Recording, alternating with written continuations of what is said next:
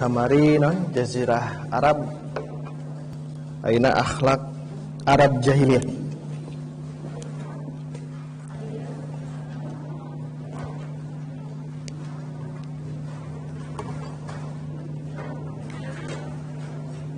Innal hamdalillah nahmaduhu wa nasta'inuhu wa nastaghfiruh wa na'udzu billahi min syururi anfusina wa min sayyiati a'malina may yahdihillahu fala mudhillalah wa may yudlil fala hadiyalah.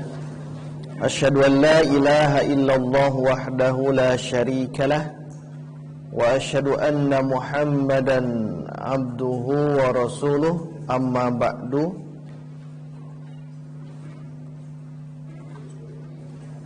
Hadirin ikhwatu iman rahimakumullah.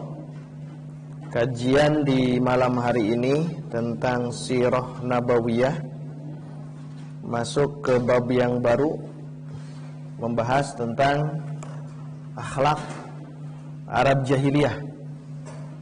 Di pertemuan pekan yang silam membahas tentang peta Jazirah Arab.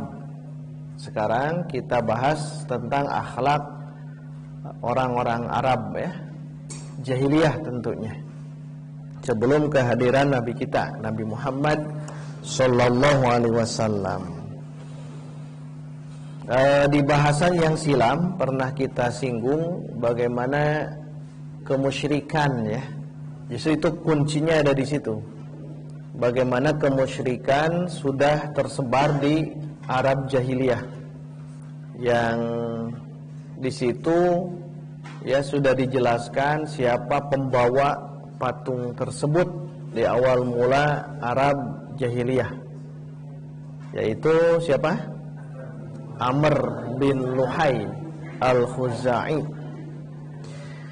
Nah, hari ini kita akan bahas tentang masa jahiliyah ya. Tentunya kita akan tahu bagaimana keadaan orang Arab jahiliyah. Di sini setidaknya ada 5 poin yang disodorkan oleh penulis kitab Al-Lu'lu' Al-Maknun.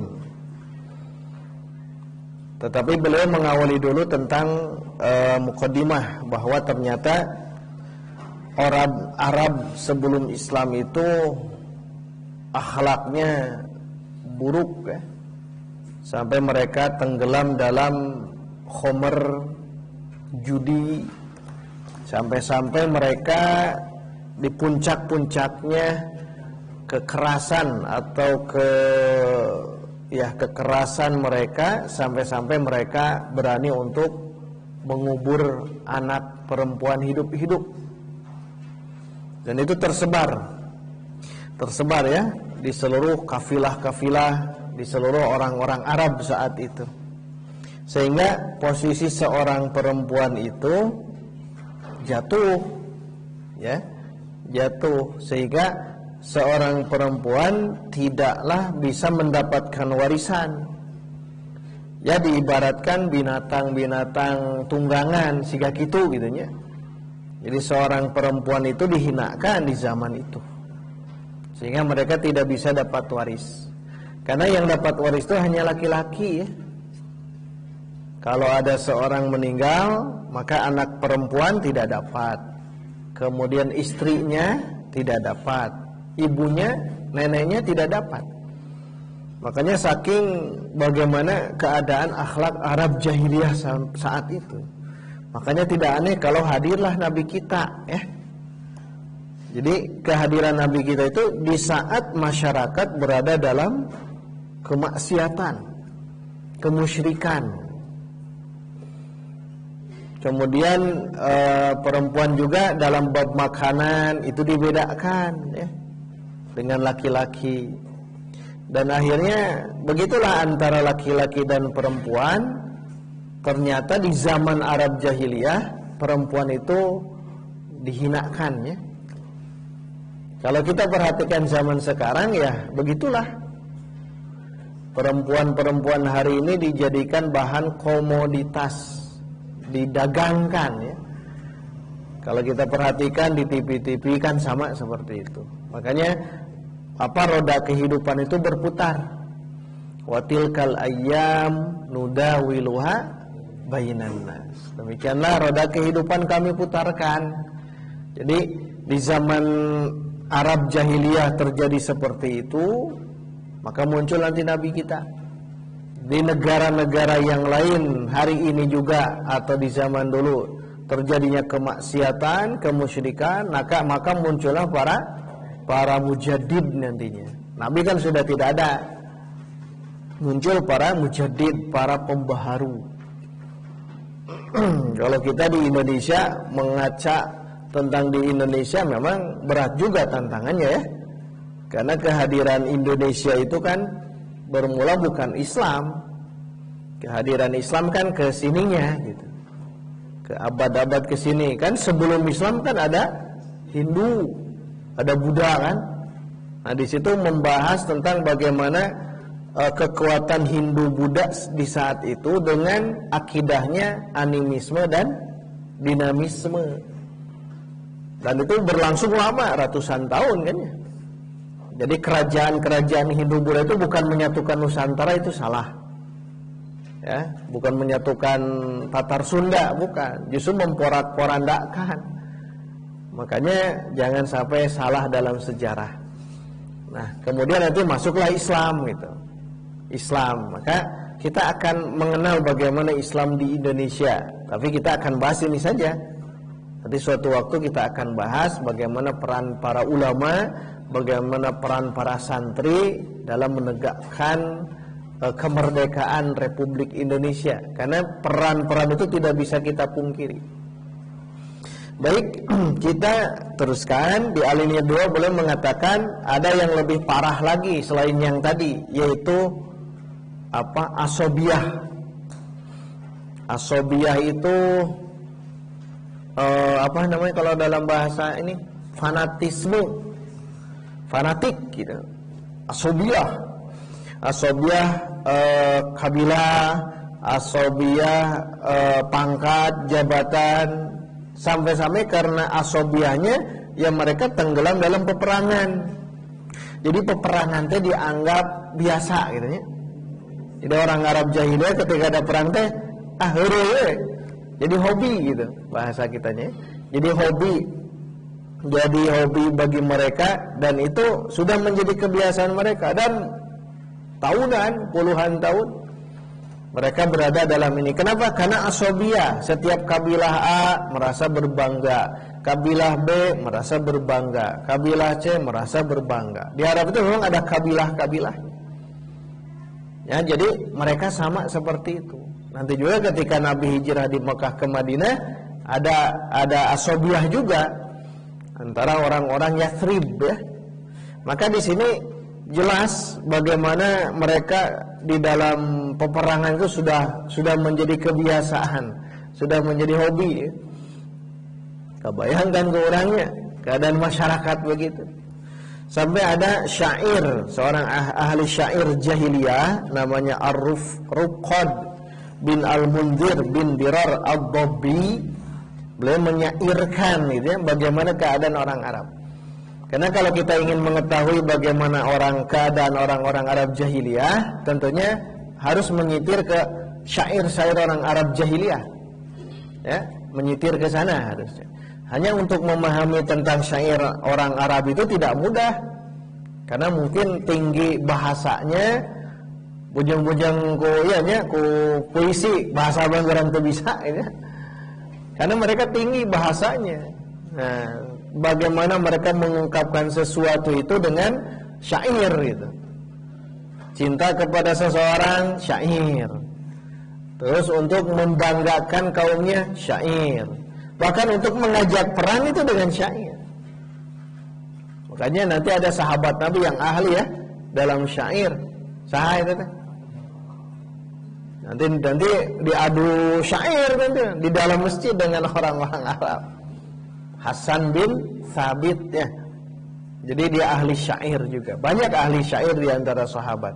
Cuma syair-syair jahiliyah itu ya membahas jelimet lah itu ya. Kalau kata Imam Ibnu Katsir terlalu jelimet, terlalu banyak ini dan itu ya, termasuk banyak kebohongan, ketika mengungkapkan sesuatu, banyak sesuatu yang berlebih, termasuk ajakan-ajakan untuk bermaksiat. Itu syair-syair Arab jahiliyah. Dan ternyata memang kehadiran Nabi muncul di situ untuk menantang mereka. Ahli-ahli syair kan. Muncullah Quran, maka ditantang nanti oleh Al-Quran, fa'tu bisuwarin min mislih, atau fa'tu bisuratin min mislih.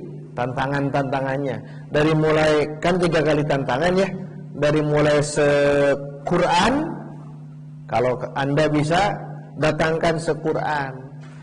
Kemudian yang kedua, datangkan 10 surat. Yang terakhir nanti di Al-Baqarah, karena dia Madaniyah, fa'tu bisuratin min mislih. Terakhir di situ, datangkanlah lamun sa-Quran tu bisa 10 surat, mun 10 surat tu bisa sasurat atuh. Tangke di zaman di zaman itu datang muncul nabi palsu, yaitu Musailamah al-Kadzdzab, membuat surat sehingga surah Al-Fil. Nanti itulah dibahas ya. Itu orang-orang yang merasa orang bisa lah gitu ya, nyen sasurat mah gitu. Tapi tidak bisa, karena Quran itu firman Allah. Padahal kita tahu Nabi itu ummi. Nah, Ar-Ruqad bin Al-Munzir bin Dirar Ad-Dabi, beliau menjelaskan dalam syairnya. Kata beliau, "Idzal muhratu syaqra'u adraka zahruha, fashabbal ilahul harba bainal qabaili, wa awqada naran bainahum bidiramiha, laha wahajun lil mustaliya ghairu ta'ili." Tungtungna sarami ya, qabaili, ta'ili. Nah, itu teh mun di bahasa orang mah murwakanti, puitis gitu. Bapak Ibu sok itu tara. Puitis ka pasangan. Kan teh nya betul bisa teh nya. Orang-orang Arab itu luar biasa. Saya kalau memperhatikan syair-syair ulama-ulama kita juga luar biasa. Sampai nanti ada kitab namanya Lamiyah, lamungkul tungtungna. Terus Imam Ibnu Qayyim membuat satu kitab namanya Nuniyah, nun hungkul tungtungna. Subhanallah ya. Jadi membuat kitab puisi-puisi diakhiri dengan huruf yang sama.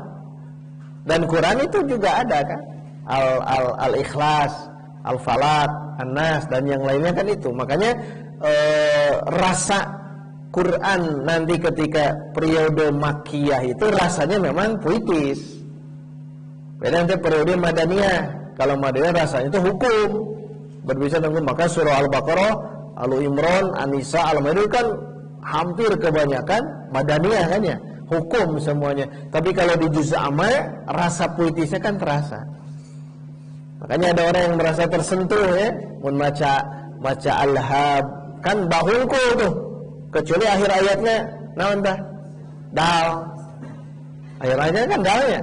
Surah Al-Masad, fi jidha hablum min masad. Ayat awal lahab ba ini asa tegenahnya. Nah itu nanti para ulama akan mencari tahu. Nah hari di ayat kahiji ba, 2 ba, 3 ba kan? Al-Lahab. Tapi tungtungnya kudu nama fi jidha hablum min masad. Kudu gitu. Tapi inilah keunikan gitu. Dan kita ulama bakal terus menggali Quran. Subhanallah ya. Kalau kita menggali Quran dari kemampuan kita masing-masing, itu tidak akan pernah berhenti ilmu itu. Dia ahli di bahasa, tentu akan menelaah Quran dari segi bahasa. Dia ahli sains, tentunya ingin menelaah Quran dari segi sainsnya. Menurut ahli naon, Pak Bu? Ting ahli naon menurut ahli dahar ya. Kumaya supaya orang menelaah Quran dari aspek eta gitu. Karena masing-masing akan ada rasa ya dalam tafsir. Nah, kembali ke sini, ini diantara pernyataan syair yang disebutkan oleh orang Arab jahiliyah saat itu.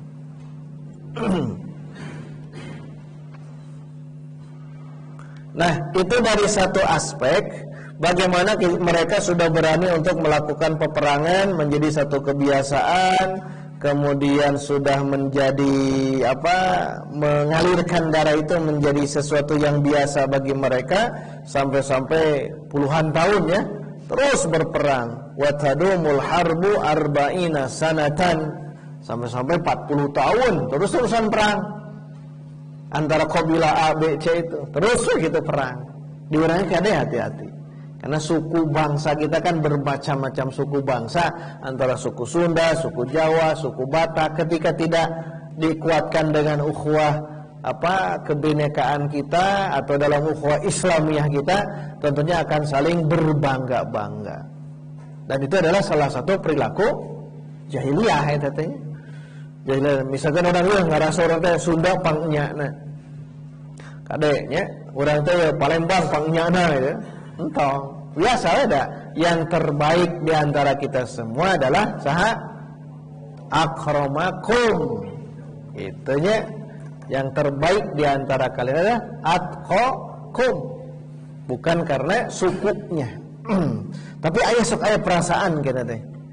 Ketika ada perasaan itu harus dihilangkan. Karena kehadiran Nabi itu untuk memperkuat ukhuwah ya. Dilepaskan baju-baju asobiah yang tadi.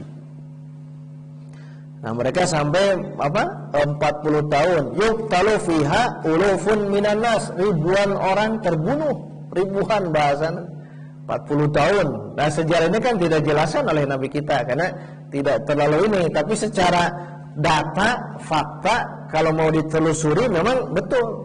Jadi bagaimana keadaan Arab seperti itu. Padahal dulunya kemarin kita jelaskan ada sosok Nabi Ismail didinya teh. Dengan hajarnya dengan suku Jurhumnya. Tapi berapa ratus tahun, mungkin 1000 tahun walau alam, ratusan tahun itu sudah mulai berubah, dan itulah keadaan manusia. Dan memang gitunya perubahan-perubahan itu. Dan semakin hari memang bukan semakin baik. Semakin hari memang semakin buruk yang kita rasakan. Makanya Bu Pak tong betah teuing ya, tong kamalinaan.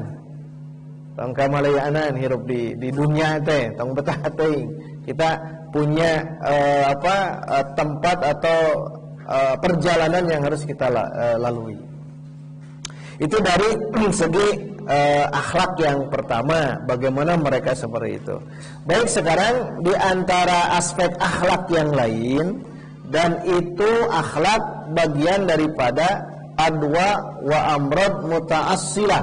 Jadi akhlak-akhlak Arab jahiliyah ini adalah penyakit-penyakit yang itu menjadikan sebabnya tersebar di mana-mana. Jadi intinya tetap mereka ada kebanggaan, sehingga ketika merasa dikalahkan jadi seperti itu. Nah, akhlak yang pertama ya bisa dicatat syurbul khamri. Memang versi sirah nabawiyah beda-beda ya. Tapi yang saya bacakan di sini di antaranya adalah syurbul khamri. Mereka sering meminum khamr. Meminum khamr. Wa kana syurbul khamri wasi'ash syuyu' syadidal rusyuh fihim. Jadi minum khamr itu sudah menyebar ya. Sudah menjadi kebiasaan bagi mereka. Bahkan toko-toko, warung-warung yang disiapkan oleh para peminum khamr itu maftuhatan daiman. Menurang mah 24 jam buka siga apotek ya. Jadi memang di zaman dulu juga seperti itu. Dan mereka menyusun di dalam toko-toko itu ya siga di film-film gedingnya disusun itu minuman homer jenis anggur, jenis kurma, jenis yang lainnya itu memang dibuat seperti itu. Tapi hari podka topi miring mah can ayanya, can aya. Dan memang can aya non merek eta itu. Tapi merek-merek yang di zaman itu memang mereka membuat sendiri dari buah-buahan. Kan di Quran kan jelas, ada yang dijadikan sebagai minuman biasa, ada yang dijadikan sebagai khomer kan. Misal membuat perasan anggur jadi minuman yang menyegarkan bagi badan, tapi kalau dilamakan menjadi khomer. Semakin lama jadi khomer, semakin kandungan alkoholnya semakin tinggi. Makanya khomer itu mereka buat dengan mudah. Komo ayuna gitu ya. Mereka membuat bukan dengan perasan-perasan buah-buahan. Mereka buat dari pil-pil, campuran ieu jeung itu, ini dan sebagainya, sekarang semakin tersebar.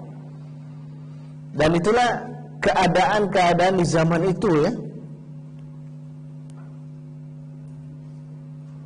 Tuh berbisnis bisnis homer itu menjanjikan, menggiurkan gitu.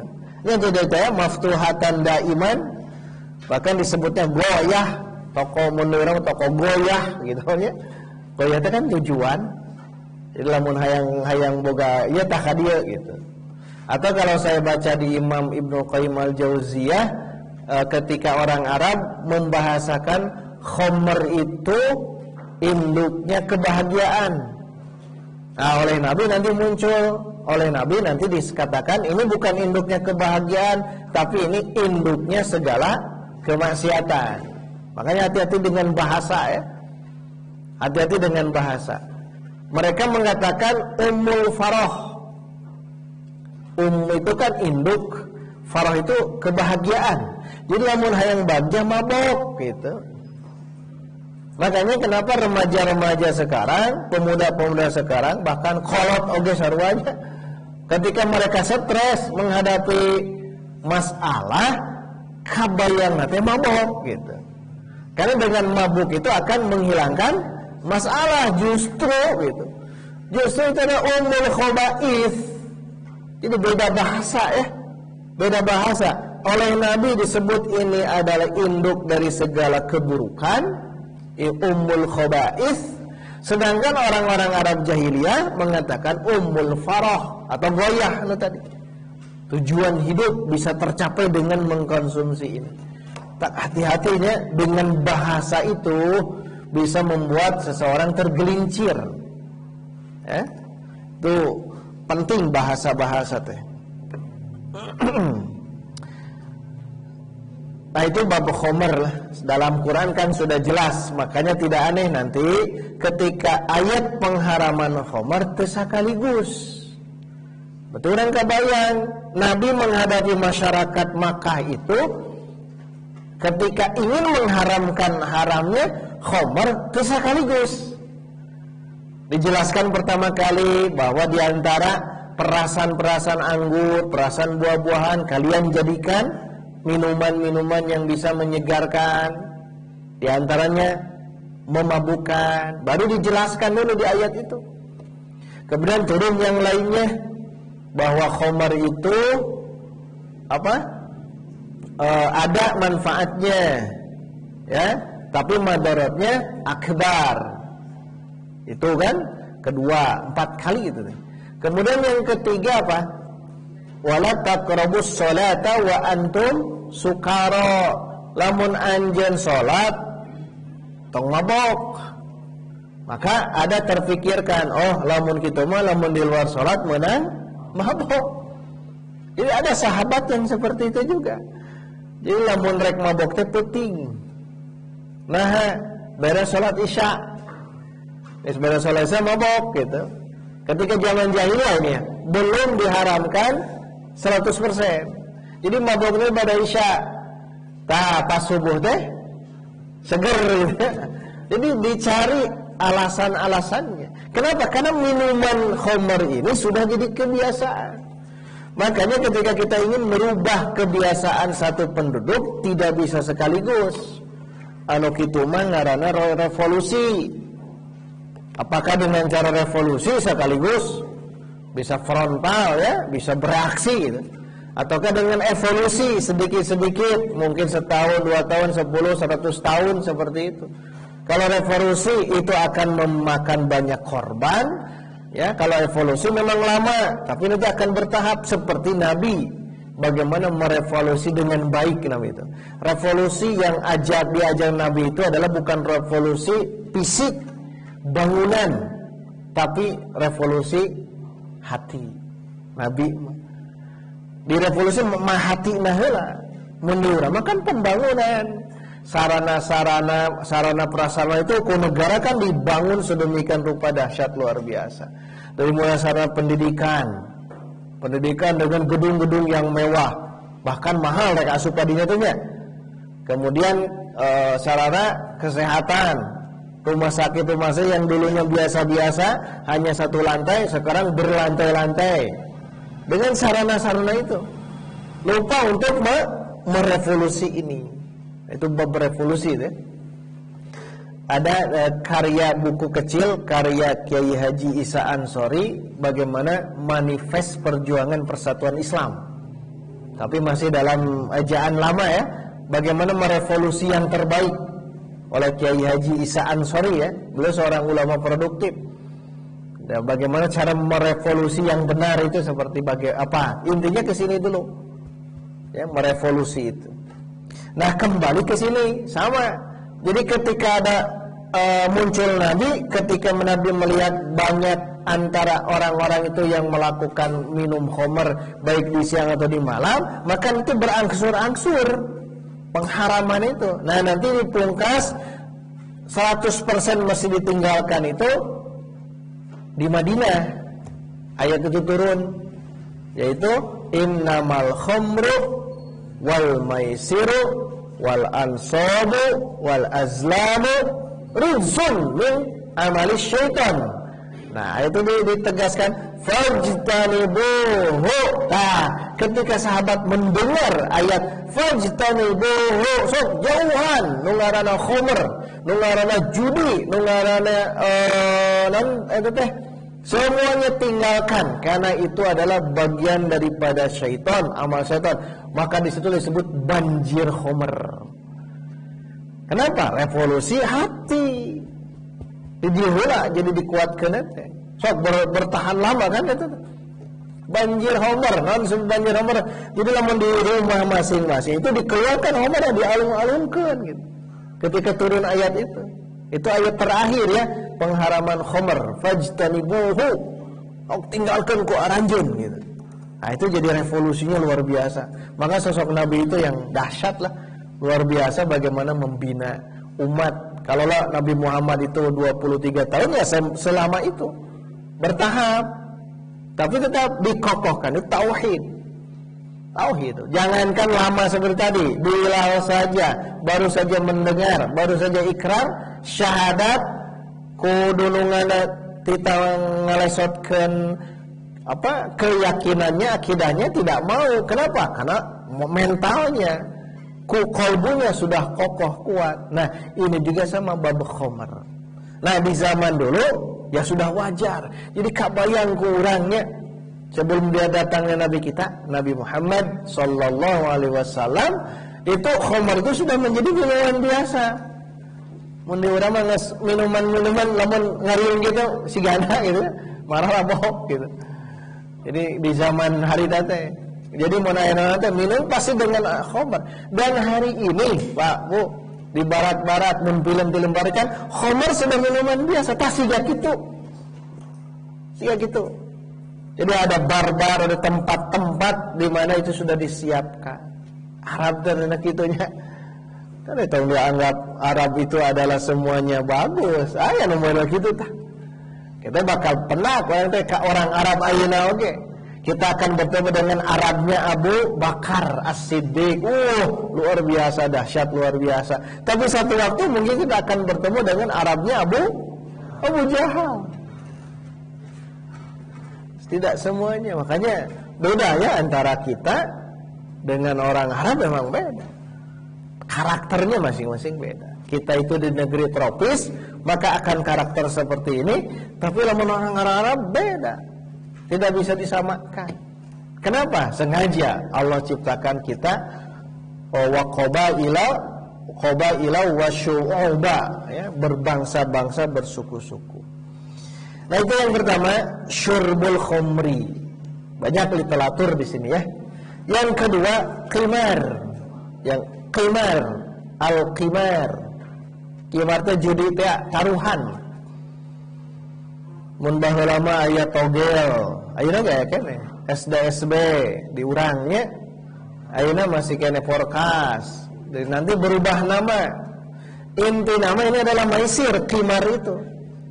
Mun bahasa gampang mah, bahasa gampangnya hayang untung tina enteng gitu. Hayang untung tina enteng itu bisa maisir. Maisir itu yusrun. Yusrun itu kan mudah. Dia ingin mendapatkan harta dengan cara mudah. Dia ingin mendapatkan harta dengan cara mudah. Kan lamun bahasa orang gampang kia masang nomor mun namanya masang nomor hargana sakieu. Ingin dapat harta sakieu. Kan hayang untung tina enteng. Masang sakieu gagal, masang sakieu gagal sampai ka 10 kali gagal, ka 11 kalina menang. Padahal lamun dihitung-hitung 10 kali itu ditumbuk-tumbuk dengan ini lebih banyak yang ininya. Tapi merasa bahagia ya, menang gitu. Menang maisir. Makanya maisir itu adalah taruhan. Qimar itu taruhan. Bahkan disebutkan di sini Imam Qatadah ya, ketika menafsirkan surah Al-Maidah yang tadi ayat 91 dalam kitab Tafsir At-Tabari, Imam Qatadah mengatakan kana rajulu fil jahiliyah yuqamiru ala ahlihi wa malihi. Jadi taruhannya itu bukan hanya harta, tapi taruhan dengan keluarga. Keluarganya ditaruhkan, hartanya ditaruhkan. Kenapa? Karena itu sudah kebiasaan mereka. Dan nanti wa kanat turithu bainahum adawatan wa bughdan. Karena adanya perjudian ini, maka akan melahirkan di antara mereka semua permusuhan dan kebencian.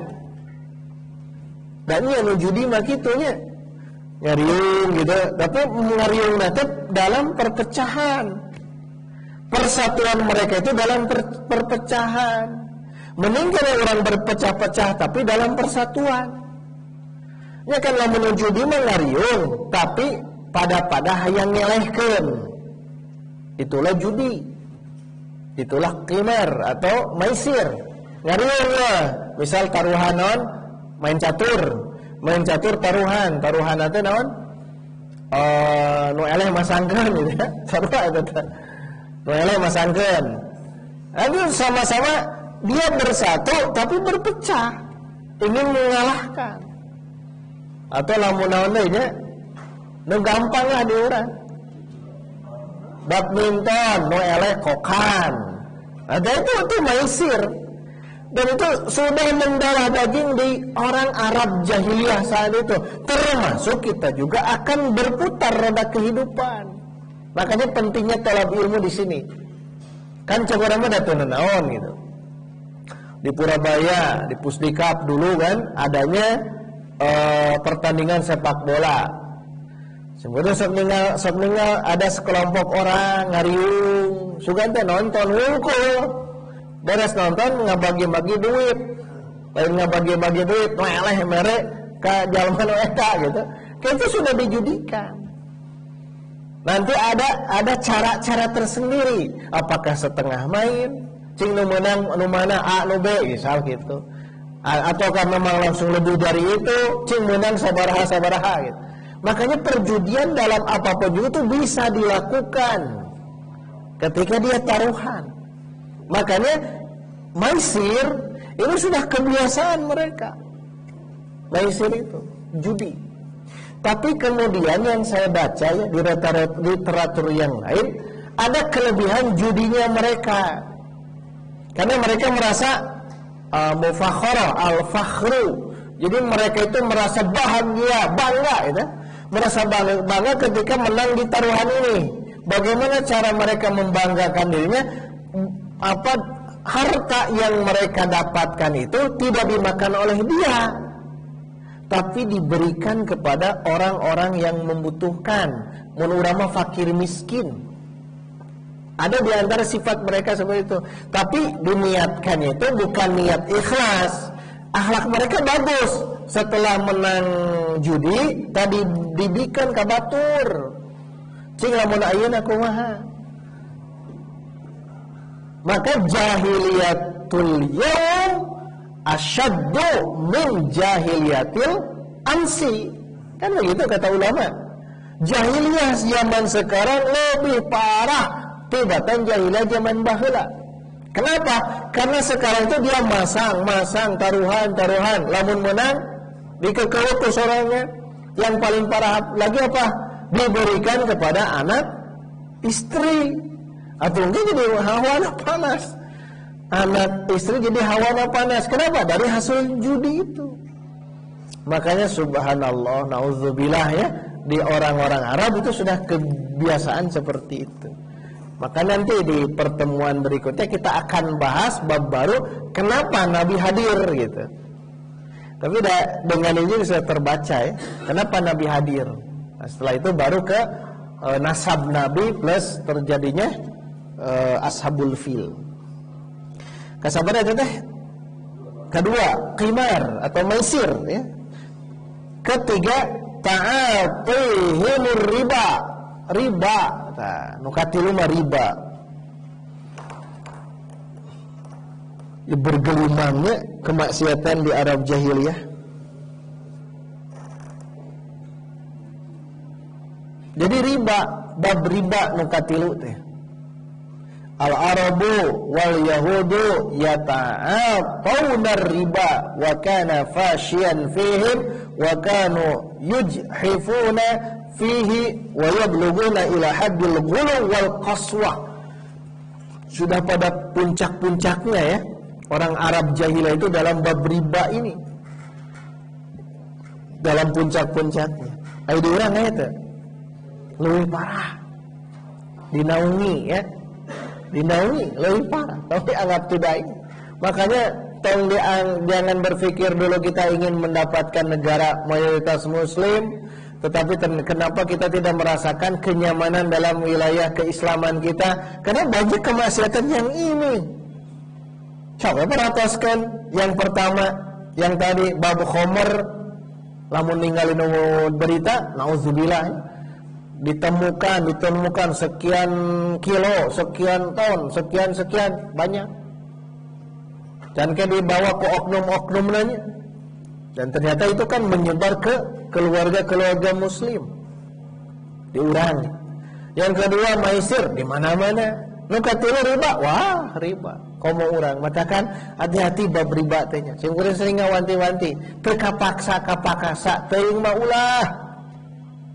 Nginjem ka rentenir, minjam ke bank, tong teka paksa teuing mah. Kan sok loba alasan orang mah. Atuh saya bayi teh kapaksa ya mah. Akhirnya kadinya terjerumus lagi. Dalilnya itu sudah mafhum semua umat Islam itu tentang bab riba yang ini. Dan riba yang dilakukan oleh mereka ya di orang Arab jahiliyah itu riba fadl. Tentang bab hutang. Di sini jelaskan begini, kalau seseorang mengutangkan barang, uang kepada si B, kemudian si B ternyata sudah diberikan temponya ya, kemudian si B tidak bisa membayar, maka dia akan mengatakan kepada si B, taqdini au taziduni, rek dibayar atau rek ditambahan, maksudnya tambahan riba.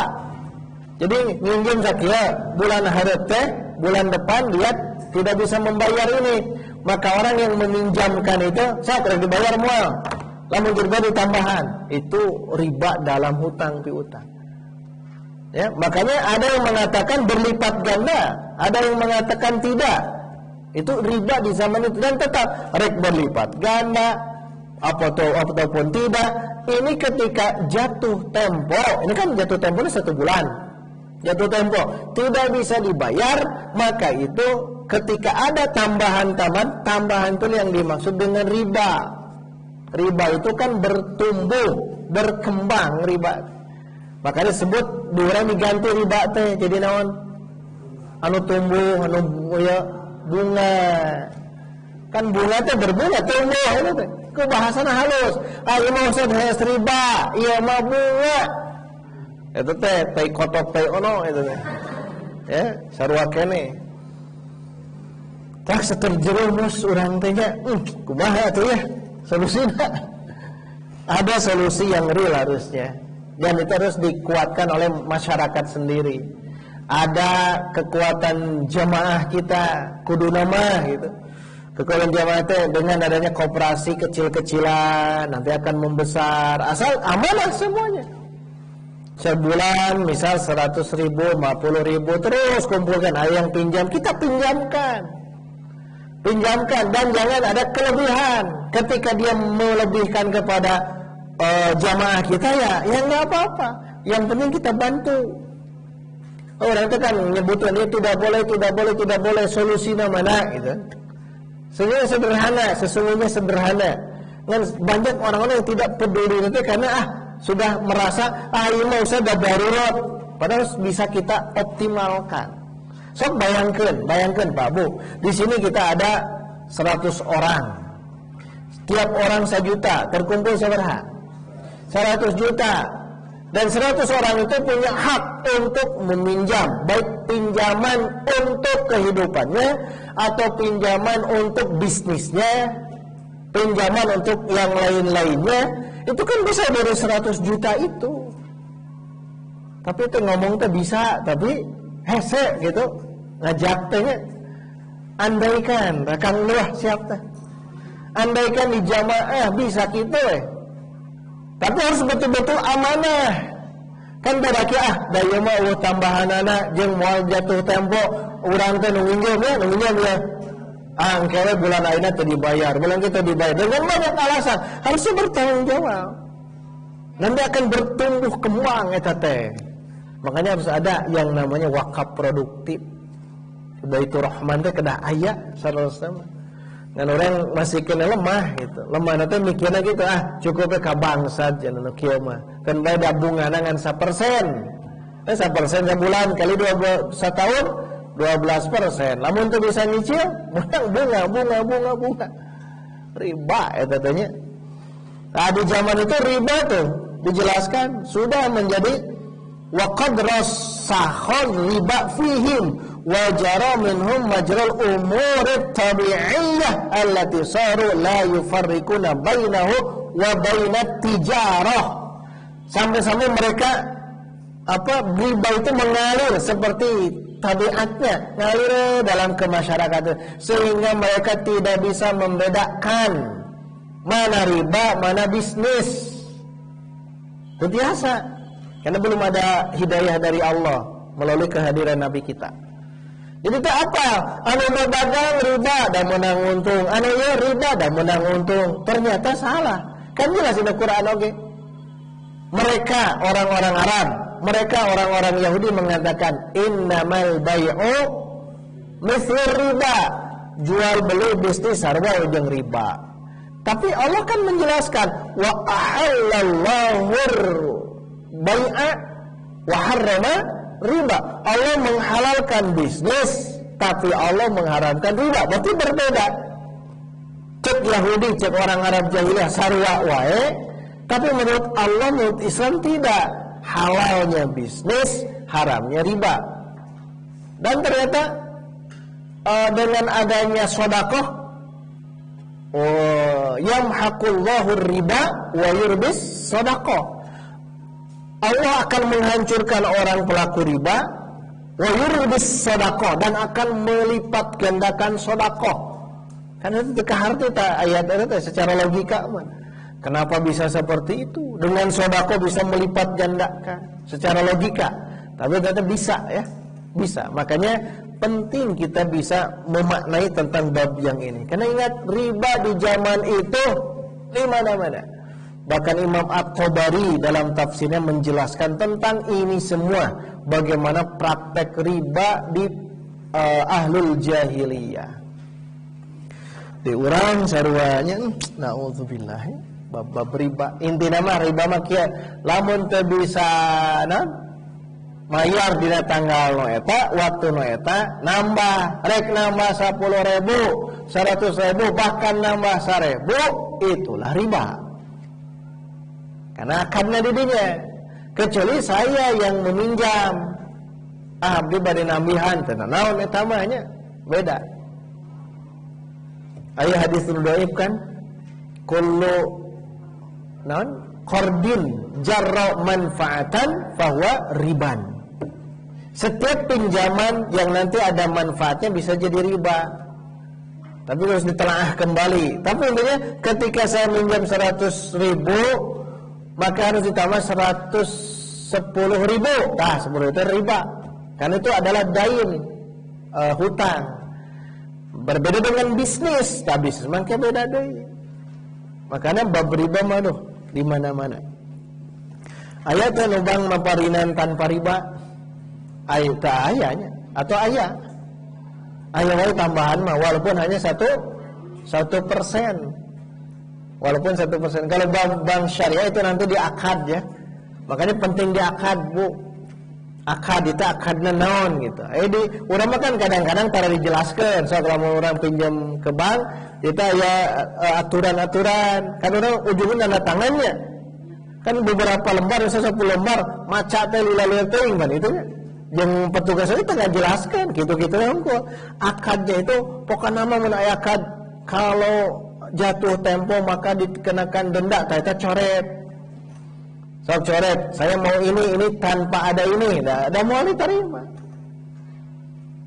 Dianggapnya orang itu benar itu. Makanya carilah Pak Bu pinjaman-pinjaman yang halal, lebar itu. Orang hoyong TV, orang hoyong HP, orang hoyong barang-barang tertentu, lamun nu bab riba, nauzubillah, bisa terjadi sesuatu yang tidak diinginkan.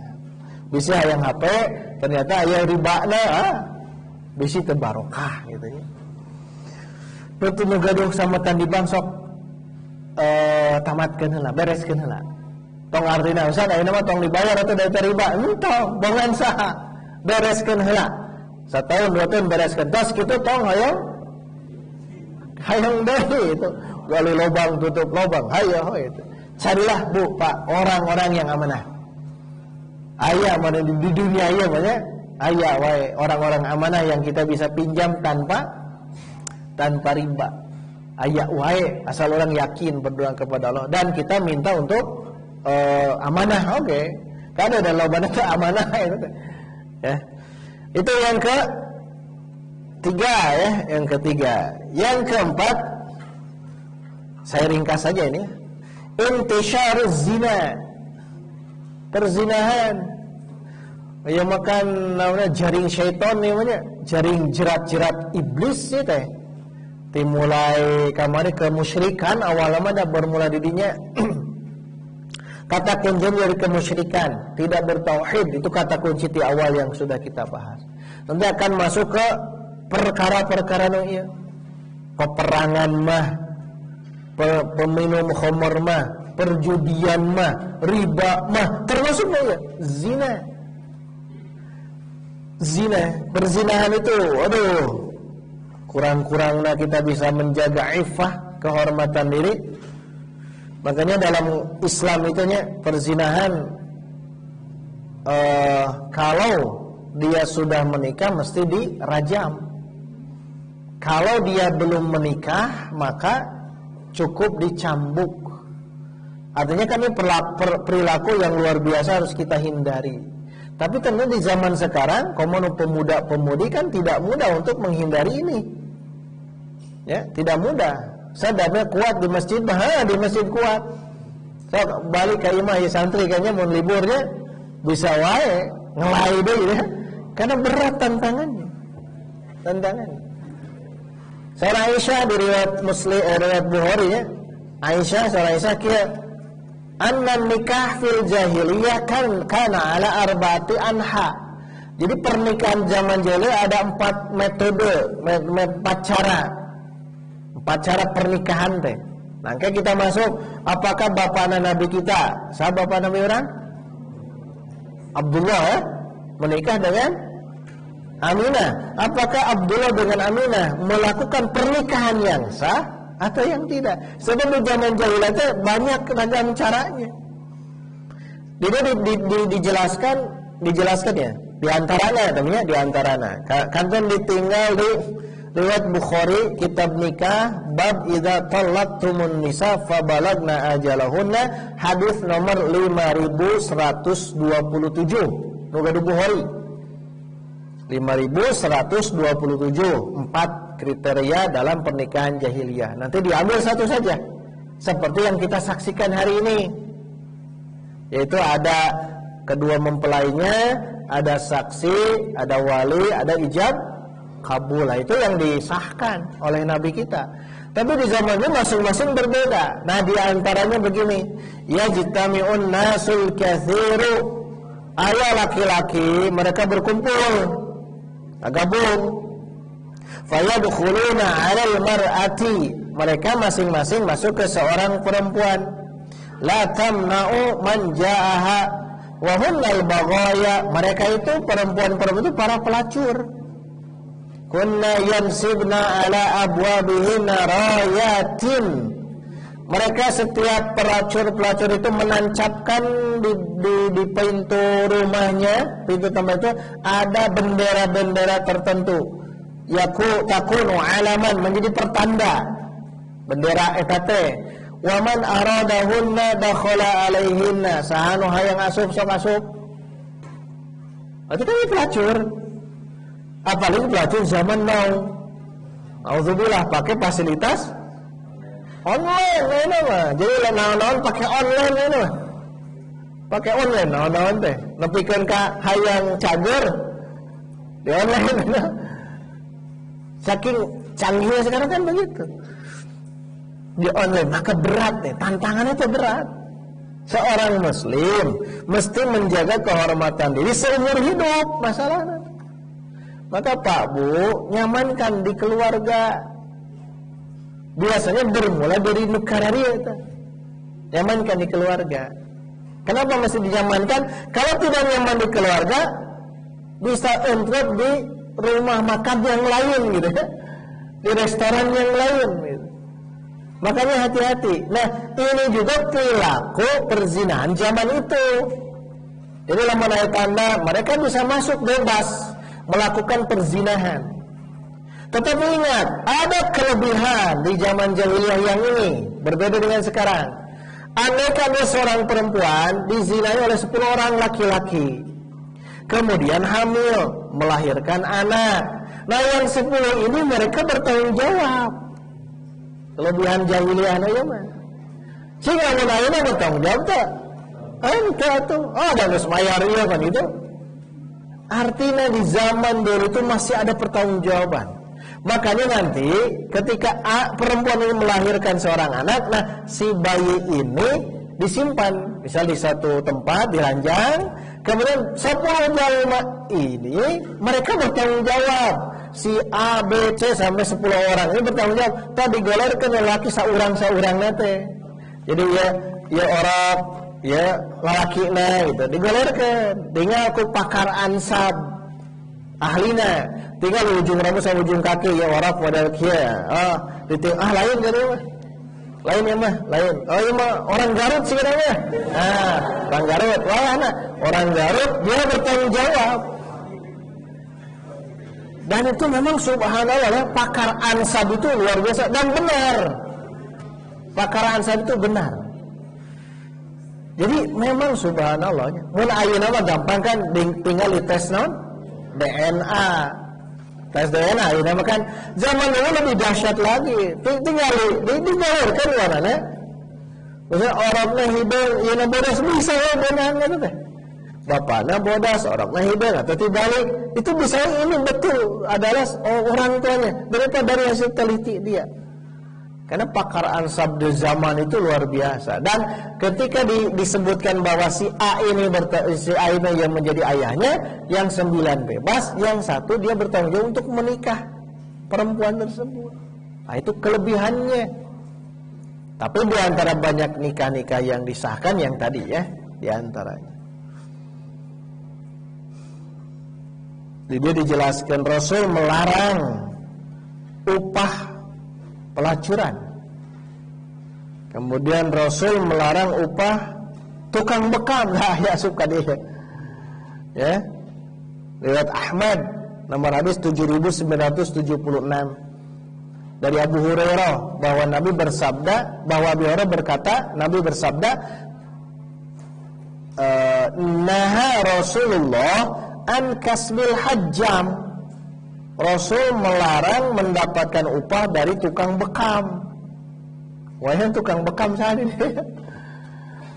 Tukang bekam ya, hijamah. Upah bekam itu Nabi melarang. Wa kasbil baghi dan upah pelacur. Wa thamanil kalbi dan harga anjing. Anjing dijual belikan tidak boleh. Bekam oke tong minta tarifnya. Ininya saja gitu. Seridanya saja. Ngan loba terido gitu. Cap jazakallah gitu. Ke tukang bekam teh. Terasa oleh saya dulu gitu. Nuhun, malah kita mempersiapkan peralatannya itu harus dibeli gitu ya. Anggarnya cap nuhun gitu. Kudu namakan siga Nabi ya. Nabi memberikan kepada tukang bekam itu. Jadi tukang bekam itu tidak mentarget. Nabi memberikan kepada tukang bekam itu so'an min tamr. Satu sok tamr. Tamr Nabi tamr ajwa. Kurma ajwa. Satu sok itu lamun dino zakat itu ya zakat kan 2,5 kilo kan. Akhirnya kurma ajwa sakilona sabaraha? 500.000 ya 2,5 kilo. 1 juta 2 juta. Makanya Nabi memberikan itu. Imam Ahmad sama ingin mengamalkan hadis Nabi. Imam Ahmad sama di bekam, setelah bekam berikan seharga itu tadi. Ya dia orang ngebekam diberi 1 juta. Tidak ada. Ya, dan lain-lain lah yang itu ya. Itu bab yang bekam. Tapi ini yang kita saat ini adalah bab upah dari pelacur. Tidak boleh, haram ya. Terakhir 5 ya. Terakhir wa'dul banat. Taya maka di akhirat bakal ditaros. Wa idzal mau'udatu su'ilat bi ayyi dzambin qutilat. Dan apabila bayi-bayi yang dilahirkan itu ditanya, karena apa kamu dibunuh? Artinya kan si orangnya bakal ditaros ke di akhirat teh. Adanya dibunuh karena naon? Itu pun bapak, itu pun biang. Nah, itu akan berbicara. Makanya orok-oroknya di got-got, di tempat sampah, nauzubillah, disimpan di mana wae. Dan simuri yakin, eta orok itu bukan dari pernikahan yang sah. Kenapa? Karena merasa wirang. Kalau zaman dulu ya, kenapa sampai ada wa'dul banat, sampai mereka itu berani untuk ngaruang kerepes, mun bahasa orang nanya, berani untuk mengubur hidup anak perempuan. Imam Ibnu Athir dalam kitab An-Nihayahnya, dalam catatan kaki, menjelaskan yang dimaksud dengan wa'dul banat, membunuh anak-anak perempuan itu karena idza wulida li ahadihim fil jahiliyah bintun, kalau ada seorang anak perempuan lahir di jahiliyah itu, dafanaha fit turab, maka orangnya, bapaknya atau keluarganya menguburkan bintun itu ke dalam tanah, wahya hayyatun, si orang ini masih hidup di ruang kerepes mun bahasa orang. Kenapa? Khosyatal ar, era gitu, ku tetangga. Lebihkan kayak itu Pak Bu, seorang anak perempuan dihinakan di Arab jahiliyah, maka nanti masuk Islam, subhanallah, diangkat derajatnya sampai seorang perempuan diposisikan sebagai orang yang perlu dibirrul walidain 3 kali, ummuka, terakhir abuka. Hebatnya Islam. Dan ayeuna kembali deui ka jahiliyah nih. Awal zaman awal ayeuna teu daek pikeun dihukum dengan hukum Islam. Cek dulu sumbang mana tah. Nauzubillah. Wadul banatnya, di antara mereka ada yang membunuh hidup-hidup anak karena kan tadi itu takut ya, takut apa? Malu. Ada yang mereka membunuh anak-anak itu karena tidak dapat rezeki. Nah, ya begitu. Alasan-alasannya dan lain sebagainya. Terakhir di sini jelaskan surah An-Naml ya. Nah, kehebatan kitab ini langsung disanding-sandingkan. Surah An-Naml ayat 58 59. A'udzubillahi minasyaitonir rajim. Wa idza busyira ahaduhum bil untha, dan ketika diberikan kabar gembira kepada mereka dengan kehadirannya bayi perempuan, kabar gembira ku alama dibahasakeun teh, dhalla wajhu muswaddan wa huwa kadhim, beungutna gunuk hitam dan dia merasa marah. Padahal meninggalnya segi biologi ya, seorang anak lahir itu tergantung kekuatan seorang suami, seorang bapak. Karena unsur kromosom menurut biologi yang ada di seorang suami itu kan XY, sedangkan di seorang istri kromosomnya XX. XY yang bisa membuat lahir seorang laki-laki karena Y-nya, kromosom Y-nya, sedangkan di laki-laki X dan Y, di perempuan XX, dominan XX itu ada di perempuan. Kalau ingin, maka unsur Y ini, kromosomnya ini harus bisa mendominasi, maka nanti lahirlah seorang anak laki-laki. Kudu mau nganuntung diri dah, anu ngaruan kana tes teh. Tapi dikala ini sudah menjadi kebiasaan, asa teu salah. Makanya beginilah keadaan orang-orang Arab jahiliyah. Terakhir, kangge ibroh kangge urang. Mungkin dicek di buminya. Kahiji surah Al-An'am 151, yang kedua surah Al-Isra ayat 31. Kalau yang ini tentang membunuh anak, bukan anak perempuan saja. Nomor genap berarti ini tambahan. Kalau yang tadi wa'dul banat, membunuh anak perempuan, kalau yang sekarang membunuh anak tapi khosyatal fakri, si miskin. Dicek di rumah ya. Surah Al-An'am 151 dan surah Al-Isra 31. Mantap yang ayat ini. Saya jelaskan secara ringkas. Terakhir ini ya. Jadi di ayat ini ada perlakuan orang-orang yang membunuh anak-anak mereka dikarenakan takut miskin. Di surah Al-An'am 151 panjang ya, qul ta'alau, tapi kita fokusnya yang di sini ya. Wala taqtulu auladakum min imlaq. Janganlah kalian membunuh anak-anak kalian min imlaq. Min ini min ta'lil ya. Karena imlaq itu miskin. Jangan kamu bunuh anak karena takut miskin. Surah Allah, nahnu narzuqukum wa iyyahum. Perhatikan yang ini. Nahnu narzuqukum wa iyyahum. Di surah ini ya, Al-An'am. Kami, kata Allah, yang memberikan rezeki kepada kalian, wahai yang membunuh anak-anak, wa iyyahum, dan kepada anak yang itu. Kami memberikan rezeki kepada kalian dan mereka, maksudnya anak-anak. Sekarang bandingkan dengan surah Al-Isra ayat 31. Wala taqtulu auladakum, sama kan ya?